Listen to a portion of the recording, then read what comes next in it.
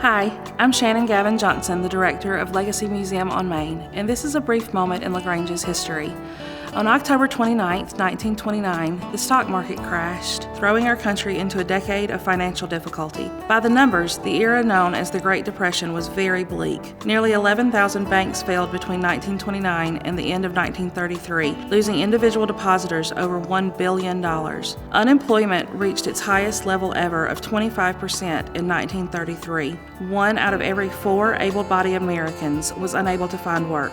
This area of the country, though, fared far better than more urban population centers. Agriculture, especially peaches, dairies, cotton, and timber, and family gardens continued to support the area, but as markets across the world slowed, local mill production did decrease and layoffs were necessary. Local mill owners ensured that one member of each family remain employed and continued to offer amenities like schools and churches. Unionization became a national trend and eventually made its way to LaGrange. Some mill workers called for unionization in strikes. Governor Eugene Talmadge ordered the National Guard be sent to LaGrange to stand as a buffer between the working employees and strikers. 5 families were evicted from mill housing after leaving their jobs. Ultimately, patience paid off when in 1935 markets began to increase and employment was much more certain. Just as newsworthy were the frequent visits to LaGrange by Franklin Delano Roosevelt, who became president in 1933. Here in West Georgia for the polio healing Warm Springs, FDR saw needs in this area that would ultimately inspire some of his New Deal programs designed to ease the effects of the Great Depression. It was on a ride between LaGrange and Warm Springs that he was made aware of the great expense of providing rural areas with electricity. The Rural Electrification Administration was created to supply families, farms, and rural businesses with much-needed power. Other New Deal programs, such as the Works Progress Administration, contributed to local development with a large recreation venue, pool, and pavilion